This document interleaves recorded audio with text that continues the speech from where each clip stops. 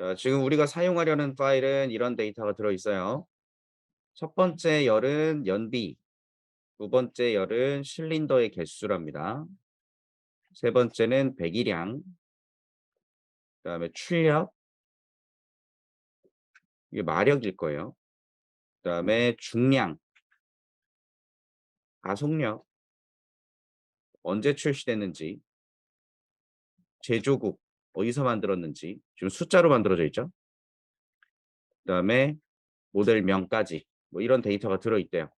자, 그래서 CSV 파일을 불러와서 데이터 프레임으로 생성하자. 이때 지금 우리 파일에 헤더가 없죠. 헤더가 없기 때문에 첫 번째 줄이 헤더로 판단이 될 거예요. 그래서 헤더를 제외시키는 옵션이 필요합니다. 일단 판다스 임포트하고 pd.read csv 해서 내 파일, 불러올 파일을 선택하시면 데이터를 불러오겠죠. read csv 해서 실행하시면 이렇게 가지고 옵니다. 첫 번째 행위 위에 헤더 열 이름 요걸로 표현이 돼 버렸죠. 그래서 헤더를 제외하고 가져와야 되는 상황들이 있다는 거예요. 헤더는 none이다. 헤더 없다. 헤더 없고 다 데이터야. 이렇게 가져오시면 자동으로 만들어지는 헤더 컬럼 이름이 이렇게 번호로 잡히고 인덱스는 뭐 자동으로 잡히겠네요. 이렇게 써서 데이터를 불러왔다. 헤더는 제외했다. 자, 그다음 지금 데이터가 불러와졌는데 여기서 파악할 수 있는 것들이 숫자들이 있고 뭐 문자들이 있고 해서 쭉 해 가지고 총 개수가 398 개의 행이 들어 있다. 그리고 9 개의 열이다. 하나, 둘, 셋, 넷, 다섯, 0 부터 8 번까지 9 개의 열이다. 요런 것도 보실 수가 있죠. 그리고 이 전체 내용이 줄여서 이렇게 점점점으로 나오고 있다는 거 알고 계시면 되고, 데이터 프레임에서 앞에 5 개만 불러오고 싶다. 간단하게 확인하고 싶을 때 사용하시면 되고요. 데이터 프레임에 헤드 요렇게만 쓰시면 5 개가 나올 거예요. 이렇게 해서 데이터 프레임에 있는 것들을 하나씩 하나씩 파악하는 것들을 소개하고 있는 겁니다. 여러분이 데이터 분석하기 전에 가장 먼저 해야 될 것들이에요. 무조건. 적어도 이 정도는 확인하고 시작을 해야 된다. 자, 그다음 뒤에서 5 개만 확인하고 싶을 때는 테일 하시면 되죠. 개수를 조정하고 싶으면 인자로 값 집어넣으시면 되고요. 헤드도 마찬가지. 내가 5 개가 아니라 7 개를 보고 싶어. 그러면 7 이라고 전달하시면 7 개가 나올 거고요. 테일도 마찬가지. 난 3 개만 볼래. 그러면 3 개까지만 나오게 되고 여러분이 편하게 보시면 됩니다. 자, 그다음 열 이름이 지금 잡혀 있질 않는데 그 부분을 일단 데이터를 불러와서 데이터 프레임을 만들고요. 헤더가 없기 때문에 헤더를 지정하려고 합니다. 그러면 요런 식으로 모양이 나오게 되겠죠. 또 먼저 pd.read csv 해서 다시 불러 드리고요. 헤더는 none이다. 요렇게 불러오고 그다음 df에 열 이름을 지정한다. 열 이름. 컬럼의 이름들을 지정하는 거예요. 요거 복사하겠습니다. 요 위에 준비된 거 복사하고요. ef에 컬럼즈 여기다가 열 이름으로 사용할 값을 나열해 주시면 됩니다. 리스트로 지금 들어있죠. 그렇게 해서 총 하나, 둘, 셋, 넷, 다섯, 여섯, 일곱, 여덟, 9개 열 이름을 리스트로 준비해서 걔를 컬럼즈라고 잡아주시면 데이터 프레임에 컬럼 이름이 들어갑니다. 그리고 조금 더 생각해 볼 건 원래 이런 띄어쓰기 같은 거 있으면 빈칸은 제거하시는 게 좋아요. 빈칸 제거하고 언더바 밑줄로 쓰거나 하시는 게 더 좋습니다. 지금은 그냥 가고요. 그래서 데이터 프레임을 요렇게 저렇게 조작하고 있다. 자, 일부 확인. 처음 10개 행, 10개 봐라. 마지막 3개를 봐라. 자, 여기까지는 정말 그냥 겉보기 간단하게 확인하고 이렇게 컬럼 이름이 없을 때 컬럼 이름들을 좀 지정해 주고 보기 편하게 이런 작업을 했고요. 다음에 볼 거는 데이터 프레임의 모양과 크기를 보자. 행과 열의 개수라고 합니다. df의 형태, 모양 형태. shape라고 하는 값이 있어요. 요거를 실행하시면 튜플로 행과 열의 개수를 표현해 줍니다. 이거 보통 이제 그렇게 얘기해요. 차원을 표현해 준다고. 이게 2차원이 되는 건데 398개의 행이 있는 거고 9개의 열이 있다는 개념으로 표현을 해 주는 겁니다. 얘가 만약에 3차원이고 4차원이고 막 이렇게 늘어나면 콤마가 더 찍힐 거예요. 차원을 보여준다. 자, 그다음에 항상 제일 먼저 데이터 프레임에 있는 내용 중에서 요걸 확인하셔야 됩니다. df에 info라는 함수를 호출하세요. 메서드를 info라는 메서드를 호출하시면 여기에 나오는 이 데이터 프레임의 말 그대로 정보 인포메이션이 보입니다. range 인덱스 398개 엔트리가 있다. 인덱스 번호는 0부터 397개다. 이렇게 볼 수 있겠고 데이터가 들어있는 컬럼이 9개가 있다. 첫 번째 컬럼, 두 번째 컬럼, 세 번째, 네 번째, 다섯 번째 각각 컬럼의 이름이 지정돼 있고 그다음에 널값 여기에 있는 숫자가 지금 전체 개수랑 다 동일하죠. 다 398개라고. 이러면 누락된 값이 없다라고 볼 수 있습니다. 널 값이라고 판단되는 게 있다면 그것들은 제외하고 개수가 나와요. 그래서 누락 수치가 있는지 없는지 간단하게 파악할 수 있고 각각 컬럼에 들어있는 각각 열의 자료형들이 뭔지 이런 것들이 보여지고 있는데 인트는 정수고요. 플로트라고 써 있는 것들은 실수, 소수점이 있는 숫자들이고요. 오브젝트라고 나오는 것들은 거의 대부분 문자열이에요. 대략 요 정도 판단하고 계시면 됩니다. 그래서 어떤 상황에서는 문자열로 되어 있는 데이터인데 이게 사실 문자열이라고 표현을 했지만 자료형이 문자열인 거고 안에 들어있는 값들은 실제로 숫자 값일 수도 있거든요. 여기 들어있는 값이 홀스 파워, 마력이라고 써 있는데 이 마력에 대한 정보가 숫자로 이루어졌단 말이에요. 근데 그걸 문자열이라고 판단하고 있는 거죠, 타입을. 이런 경우에 이제 자료형을 정수형이나 실수형으로 수치 형태로 바꿔서 작업을 해야 될 수도 있습니다. 요런 걸로 데이터 프레임에 들어있는 내용을 파악해 볼 수 있겠다. 시작하자마자 딱 보고 데이터 프레임의 개수가 얼마가 있고 누락된 값, 널 값이 몇 개가 있고 어디에 몇 개가 있는지 확인하고 각각 컬럼의 자료형들이 뭔지 확인하고 요 정도 보셔야 돼요. 자, 그다음에 데이터 프레임의 자료형 여기서도 볼 수 있는데 데이터 프레임의 자료형을 따로 확인해 보고 싶을 때 데이터 프레임의 데이터 타입을 보여줘 그러면 각 컬럼의 자료형만 이렇게 표현을 해 줍니다. 동일한 정보예요. 동일한 정보. 여기서 봤던 거랑 동일한 거. 그다음에 특정 열의 자료형을 확인하는 특정 열. 그러고 싶을 때는 특정 열을 지정하시고 나서 dtypes라고 쓰시면 됩니다. 데이터 프레임에 mpg라는 열을 선택하시고 그 녀석의 dtypes라고 하면 걔거 하나만 확인하실 수가 있어요. float라고 하네요. 다른 애들도 볼까요? horsepower 얘를 보니까 5라고 나오네. 아래쪽에 horsepower가 있네요.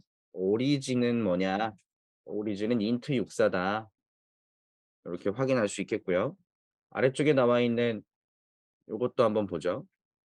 데이터 프레임에 horsepower라고 하는 열이 자료형이 뭐냐. 자, 선택하는 방법이 이런 것도 있죠. 이렇게도 선택할 수 있고 요렇게도 열을 선택할 수 있잖아요. 둘 다 같은 거예요. 그래서 홀스파워의 내용을 확인하니까 D 타입이 O라고 나옵니다. 오브젝트. 자, 다음 이거 이제 여러분 많이 보실 거예요. 데이터 프레임의 기술 통계 정보 확인이라고 써 있네요. 수치 자료에 대해서 보여준다. 여기 좀 뭐 이상하게 나왔는데 데이터 프레임에 describe라고 하는 함수를 호출해 보세요. describe라는 함수를 호출하시면 이런 정보가 나옵니다. mpg라는 열에 대해서만 이렇게 놓고 보시고 mpg 열의 카운트 개수가 몇 개냐라는 걸 보는 거고요. 미는 뭐예요? 미는 평균. 여기 들어있는 값들의 평균이다. std는 표준 편차. 민, 맥스. 거기 들어있는 것 중에 가장 작은 거, 가장 큰 거. 그다음에 25%, 50%, 75% 해서 요거 이제 4분위 값이라고 표현을 하는데 값의 중앙값 25%에 해당하는 값, 75%에 해당하는 값 요런 것들을 표현해 주고 있어요. 나중에 시각화해서 그래프로 그려보면 요런 내용들을 갖고 그림을 그릴 수가 있게 되고요. 그림으로 보시면 좀 더 이해가 빠르실 겁니다. 어쨌든 디스크라이브를 호출하게 되면 각 컬럼들에 대해서 수치로 뭔가 의미 있는 통계값들 걔네들을 표현해 주는 거예요. 그래서 보시면 수치 자료에 대해서만 보여준다고 했는데 아까 자료형들 보면 홀스 파워 그다음에 네임 이거 생각해 봐요. 네임은 자동차 모델 이름이죠. 모델 이름이 통계값이 뭐가 있을까요? 모델 이름으로 평균을 낸다. 뭐 말이 이상하죠? 그리고 홀스파워 같은 경우는 가능할 텐데 자료형이 오브젝트네요. 그죠? 홀스파워는 숫자로 되어 있을 텐데 자료형이 오브젝트예요. 요 두 녀석 정보는 지금 안 보이죠? 9개 중에서 9개 컬럼 중에서 하나, 둘, 셋, 넷, 다섯, 여섯, 7개만 가지고 수치 형태의 기술 통계값을 보여주고 있습니다. 오브젝트는 계산하지 않죠, 기본적으로. 그리고 지금 이렇게 보는 게 불편하시면 이렇게도 볼 수 있어요. 전치 행렬 봤었죠? 데이터 프레임에 디스크라이브 하면 이게 얘도 결국은 시리즈 또는 데이터 프레임을 반환하게 돼 있어요. 그러니까 데이터 프레임을 통해서 만들어진 기술 통계값에 대한 데이터 프레임인 거죠. 새로운 데이터 프레임이 나왔던 거고요. 그 데이터 프레임을 가지고 치환해서 보시면 어떻게 보면 좀 더 편할 수도 있겠네요. 이 전치를 사용하는 이유는 거의 대부분 그래요. 보기 불편해서 쓰는 겁니다. 컬럼 개수가 지금 9개밖에 안 되잖아요. 근데 컬럼 개수가 900개라고 해 봐요. 컬럼 개수가 900개. 그러면 이 앞쪽에 있는 카운트 민, std 민 해 갖고 이 값들이 옆으로 쭉 900개까지 있다는 거 아니에요. 그럼 나중에 오른쪽에 있는 컬럼들로 쭉 넘어가다 보면 이게 std였나 이게 민이었나 막 헷갈린다고요. 안 헷갈릴 수도 있지만 근데 요거를 치환해서 보면 만약에 900개 뭐 300개 얼마가 됐든지 간에 컬럼이 많아지면 이 아래로 늘어나겠죠. 아래로 늘어나고 나면 어차피 위치는 딱 정해져 있어요. 이게 더 옆으로 늘어나진 않아. 그냥 위에서 아래로만 쭈루룩 쭈루룩 가면서 보면 되죠. MPG열의 총 개수, 평균, 표준 편차, 최소값, 4분위 값, 맥스 값 해서 요거 한 줄만 딱 보면 되니까. 그래서 어떻게 보든지 간에 상관없습니다. 이거 왜 해요? 아니 보기 편하려고 하는 거예요. 왔다 갔다 하시면 돼요. 자기 편한 대로. 그리고 지금 보신 것처럼 이런 걸 어딘가에 따로 저장을 해서 저장된 녀석을 나중에 어디 따로 써먹으셔도 되는 거고요. 지금 데이터 프레임이 돌아오는 거니까 단순히 출력하고 있는데 기억하셔야 됩니다. 여기 출력되는 게 내가 프린트로 출력한 게 아닌데 함수를 호출했더니 여기 뭐가 출력이 되더라. 그렇다는 건 얘가 뭔가를 반환했기 때문에 그 반환된 게 출력된 거란 소리입니다. 그럼 그걸 변수에 담아 놓고 어디든 사용할 수도 있는 거예요. 편한 대로 쓰시면 됩니다. 전치 행렬 두 가지 방법이라고 써 있네. 이거 .t가 있고 트랜스포즈라고 쓰는 것도 있죠. 이렇게 써도 되죠. 그럼 돌려서 집어넣고 돌려서 확인했죠. 원래대로 돌아왔지. t와 트랜스포즈는 똑같습니다. 제가 코드 찾아가 봤더니 이 트랜스포즈 함수가 있고 이 t라는 녀석이 동작할 때 트랜스포즈가 불려지게 되어 있어요. 그러니까 똑같이 돼 있어요. 똑같이. 그래서 기술 통계값 이건 되게 유의미하게 사용이 되니까 잘 기억해 두세요. 자, 그다음에 기술 통계값을 보는데 아까 오브젝트는 빠진다 그랬죠. 오브젝트까지 포함시키는 거야. 오브젝트형 같은 경우는 평균을 내거나 이러긴 어렵지만 유니크한 값이나 최대 최소값 같은 따로 수치를 계산하지 않는 그런 통계들은 보여줄 수가 있기 때문에 데이터 프레임에 디스크라이브 하실 때 여기다가 include 옵션에다가 all 이라고 때려 박으시면 모든 컬럼을 가지고 할 수 있는 모든 통계값을 그냥 보여줍니다. 따로 지정하지 않으면 숫자로만 수치 형태의 자료만 가지고 작업을 하고요. 자, 실행을 해보면 아까 없었던 홀스파워 그리고 맨 뒤에 네임도 있네요. 네임도 보이고 홀스파워도 보이죠. 얘들로 볼 수 있는 거, 얘들로 확인할 수 있는 거 아까 못 봤던 숫자들이 보이네요. 유니크, 합, 프리퀀시 요게 추가됐죠. 요거 3 개. 그래서 홀스파워 같은 경우에는 개수는 398 개인데 유니크한 값, 고유한 값이 94 종류가 있다는 거예요. 398 개의 데이터가 94 가지의 종류로 이루어져 있구나.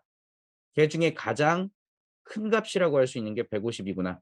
요 정도 확인하시면 될 것 같고 맨 뒤에 이름 398개 중에서 305 개로 이루어졌대요. 꽤나 유니크한 거죠, 이건 이 정도면. 그다음에 가장 많이 나온 게 포드 어쩌고 저쩌고 뭐 그렇답니다. 이렇게 수치가 아닌 것들도 어느 정도 파악할 수 있다. 요 정도 보시면 돼요. 자, 그다음에 데이터 프레임이 갖고 있는 열 이거 간단합니다. 이것도 되게 많이 보거든요. 데이터 프레임의 카운트 요렇게 하셨을 때 각 컬럼의 개수만 이렇게 확인할 수가 있어요. 물론 인포 갖고 확인하셔도 되는데 요걸로 보시면 간단하게 확인할 수 있으니까 요것도 자주 사용합니다. 자, 요런 식으로 나온 것들이 결국 자료형을 확인해 보면 시리즈라는 걸 알 수 있어요. 출력이 됐는데 요렇게 생겼다. 지금 보면 값이 한 줄로 쭉 있고 거기에 이름이 쭈루룩 있다. 그러면 키 밸류잖아요. 키 밸류로 되어 있는 게 한 줄 쭉 들어 있는 거죠. 파이썬으로 생각하면 그냥 딕셔너리죠. 키 밸류 하나, 키 밸류 둘, 키 밸류 셋 이렇게 만들어진 게 지금 판다스에서는 시리즈라고 이야기를 하는 거고요. 그래서 자료 타입을 확인하면 요게 시리즈구나 이렇게 볼 수 있겠고 그다음에 앞에서 기술 통계 값에서 유니크한 내용을 잠깐 봤었는데 고유 값의 개수래요. 고유 값의 개수. 오리진이 갖고 있는 거 DF에 오리진이라는 열이 있는데 그 열에 점 value count라고 하면 오리진에 들어있는 값들을 개수를 세는데 중복된 값은 카운트를 올리고 새로운 값은 새로 구분이 되는 거예요. 그래서 오리진에 들어있는 값들을 쭈루룩 출력해 줘라가 되는데 오리진에 실제로 들어있는 값을 보면 이렇게 생겼어요. 1이 쭉 있고 3 있고 2 있고 1 있고 3, 1 여기 있는 거 지금 3, 1, 2 밖에 없죠. 죄다 3, 1, 2 그죠? 이게 뭔 소리냐면 밸류 카운트를 하면 이 오리진 열에 들어있는 1이 나왔을 때 1 개수를 셀 거고요. 중간에 3이 나오면 3의 개수를 셀 거고요. 2가 나오면 2의 개수를 센다는 거예요. 그러면 1이 몇 개 있고 3이 몇 개 있고 2가 몇 개 있다. 각각의 값의 개수를 세는 거죠. 그래서 실행하면 이런 식으로 개수가 나와 있다. 이거 못 믿겠으면 어떻게 하면 됩니까? 이거 못 믿으시겠으면 여기서 숫자 세시면 돼요. 여기서 1이 몇 개 있나 2가 몇 개 있나 3이 몇 개 있나 직접 세시면 돼요. 그거 안 하려고 데이터 프레임 쓰는 거겠죠. 그래서 얘도 지금 모양을 보면 시리즈죠. 오리진 말고 다른 걸 보셔도 되겠죠. 다른 애도 볼까요? 다른 애 누가 있냐? 네임열 한번 볼까요? 네임열. 네임에 들어있는 값의 종류 개수를 파악해 보면 포드의 핀토가 6개, 토요타의 코롤라 5개 요런 뜻이에요. 지금 총 305 개네. 305 개. 이 개수가 305 개나 되는 거예요. 이거 유니크 값 파악하기 되게 불편하겠죠? 그렇구나. 이해하시면 되고. 이거 많이 씁니다. 유니크한 값이 뭐가 있나? 자, 밸류 카운트는 시리즈로 반환을 하고 있고. 자, 그다음 아까 기술 통계 값으로 전체 내용을 확인하실 수도 있는데 간단하게 데이터 프레임에서 평균 값을 뽑아낼 수도 있다라고 되어 있어요. df 데이터 프레임에 min 이렇게 하시면 그냥 평균 다 나옵니다. 데이터 프레임의 min 다 나오죠. 근데 여기 빨갛게 뭐라고 떴어요. 요거 읽어보면 뭐라 그러나요? 지금 개발자 쪽 워닝이라고 보시면 되는데 is deprecated라고 써 있는 부분이 있거든요. is deprecated 이 뜻이 뭔 소리냐면 앞으로 이거 없어질 거야 이런 뜻이에요. 지금 너처럼 쓰는 거 이렇게 쓰는 방식이 이제 없어질 거야. future version이라고 표현돼 있죠. rise type error. 앞으로 나올 미래의 버전에서는 타입 에러를 보여주게 될 거야. 보통 deprecated라고 하는 단어가 나오면 앞으로 제거될 거다. 이런 의미여서 이제 버전이 계속 증가하면서 프로그램들이 다 그렇게 뭔가 바뀌잖아요. 그럼 이전에 사용했던 함수들이 좀 좋지 않다 그랬을 때 다른 함수를 추가하거나 아니면 그 함수를 수정해서 쓰게 만들거나 그렇게 버전 업그레이드가 돼요. 그럼 그렇게 됐을 때 옛날에 만들어 놨던 코드들이 새로운 버전의 프로그램을 가지고 실행을 했을 때 이게 뭔지 못 알아먹을 수 있겠죠. 이런 것들 때문에 경고로 계속 알려주고 좀 더 유지를 해요. 이걸 바로 지우지 않고. 다음 버전에도 탑재는 하는데 언젠가 앞으로 없어질 거야. 이런 걸 알려주는 거죠. 그래서 이런 게 보이면 되도록이면 그대로 쓰는 것도 크게 나쁘진 않지만 이걸 대체할 수 있는 앞으로의 버전은 어떤 식으로 쓰이는지 그걸 찾아서 두 가지 경우를 다 확인하시는 게 좋을 것 같아요. 여기 지금 numeric only 요런 속성이 있다고 하는데 여기 보시면 numeric only true라고 제가 써 놓은 게 있죠. 요렇게 넣어 보세요. 이렇게 넣으면 숫자만 갖고 해 주세요라고 명시를 하니까 경고가 사라졌죠. 그러니까 앞으로는 이렇게 쓰게 할 거라는 것 같아요. 데이터 프레임을 사용하는 판다스의 지금 현재 버전에서는 이렇게 하게 만들겠다. 지금 우리가 쓰는 판다스 버전 한번 구경해 볼까요? 판다스 1.4.2 버전이네. 현재 제가 사용하고 있는 주피터 노트북 아나콘다에서 설치된 판다스의 버전이 1.4.2 버전이네요. 이 버전에 따라서 다른 사람 코드가 동작이 될 수도 있고 안 될 수도 있고 하니까 이런 것도 알아두실 필요가 있겠죠. 그렇구나. 자, 요거는 지금 데이터 프레임 전체의 컬럼, 각각의 컬럼들에 대한 평균을 전체 확인해 보는 거고요. 컬럼 하나하나 확인하고 싶을 때는 컬럼을 선택하시고 민을 불러주시면 됩니다. 또는 이렇게 컬럼을 선택하는 것도 되니까요. 민 이렇게 하셔도 되고 이렇게 하셔도 됩니다. 아무거나. 여기 지금 두 가지를 따로 써놨네요. 열 인덱스를 사용해라. 그 다음에 열 참조를 사용해라. 이거 그게 그 말인데 이렇게 쓰시면 될 것 같아요. 열 인덱스, 열 인덱스, 어떤 이름의 열, 얘는 열 참조. 마치 객체인 것처럼 멤버인 것처럼 참조를 하고 있죠. 이렇게 해도 되고 이렇게 해도 된다. 자, 만약에 내가 보고자 하는 평균이 2개 이상 컬럼을 대상으로 한다면 요거 두 개가 합쳐지면 되겠네요. 데이터 프레임에 min 해서 전체 내용을 볼 수 있는 것과 이렇게 인덱스로 하나를 선택할 수도 있는 것 두 가지가 합쳐지면 될 것 같습니다. 데이터 프레임에 mpg와 weight 두 녀석에 대한 내용을 보고자 하니 리스트로 전달하시면 이렇게 이렇게 인덱스가 리스트가 돼야죠. 이렇게 전달을 하면 두 개의 컬럼이 선택됐으니까 그 상태에서 이게 결국 데이터 프레임이잖아요. 그죠? 두 개의 컬럼을 선택하니까 결과가 데이터 프레임이 나왔죠. 그러니까 그 데이터 프레임의 평균을 보여줘라고 부르게 되면 두 녀석에 대한 평균이 되겠죠. 그래서 전체 내용을 볼 수 있었던 데이터 프레임의 min 함수 호출과 하나의 컬럼을 선택해서 min 호출하는 것이 그냥 합쳐진 거죠. 여러 개 묶어서 선택하면 그것이 데이터 프레임이 될 것이고 데이터 프레임에 min을 호출하게 되면 걔가 갖고 있는 모든 열의 동작을 하니까 이렇게 쓰시면 되고. 자, 그다음에 또 자주 보는 거 중간값이라고 하는 게 있어요. 중간값. 아까 기술 통계 값에서 50%에 해당하는 값. 50%. 데이터 프레임의 메디안이라고 부르죠. 메디안 값. 이렇게 하시면 각 컬럼에 있는 값들의 중간값을 보여줍니다.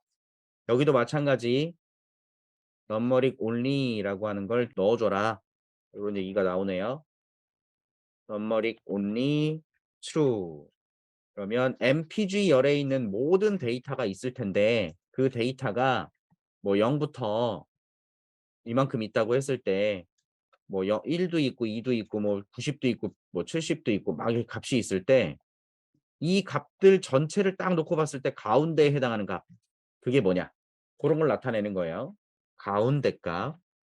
자, 그럼 특정 컬럼의 중간값을 보고 싶으면 아까 min 쓰는 것, 평균 보는 것과 동일하게 얘도 mpg의 메디안이요 하면 되겠죠? 특정 컬럼의 중간값 또는 df의 컬럼 쓰시고 메디안이라고 해도 동일하겠죠. 이제 거의 다 왔어요. 조금 남았죠.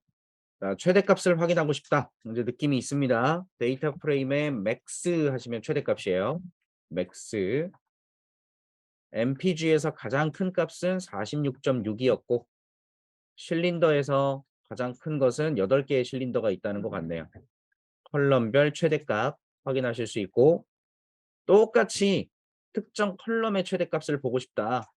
이거 아주 쉽겠죠. 데이터 프레임에 MPG의 맥스가 얼마냐 이렇게 보시면 되는 거고 또는 데이터 프레임에 MPG의 맥스가 얼마냐 이렇게 보시면 되는 겁니다. 둘 다 같은 거죠. 그럼 아까 했던 것처럼 컬럼 여러 개를 선택하려면 어떻게 하냐? 리스트로 주세요. MPG하고 홀스 파워하고 이 두 녀석의 맥스 값은 얼마냐? 이렇게 하면 두 개 다 나오는 거죠. 홀스 파워에 대한 맥스 값을 확인하려고 했더니 물음표라고 나오네요. 지금 문법 똑같아요. 그죠? 기술 통계 값을 제공하는 민, 메디안, 맥스 이런 것들 보고 있는 거죠. 인포 갖고 다 봐도 되는 거고요. 자, 최소값 얘는 뭐겠어요? df 점 민이겠죠. 민. 최소값. 나머지는 이제 설명하기도 힘든 특정 열의 최소값 df의 mpg의 민 df의 mpg의 민 이렇게 해도 되고 최소값 여러 개 보고 싶으면 또 이거 묶어 갖고 쓰면 되겠죠. 자, 그다음에 마찬가지 표준 편차를 보자. 표준 편차 df의 std라고 호출하시면 표준 편차가 나와요. 얘도 numeric only 값을 설정하라고 하네요. 표준 편차. 특정 열의 표준 편차.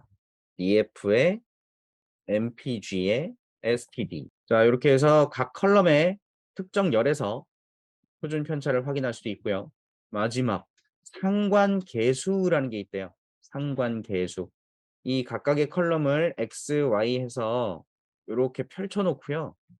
각각을 이렇게 매치를 시켜서 MPG 열과 다른 열이 지금 만나는 지점을 보시면 숫자들이 막 써 있잖아요. MPG와 MPG의 상관관계. 얘네 둘은 어마어마하게 관계가 있어. 왜? 그놈이 그놈이니까. 1이야.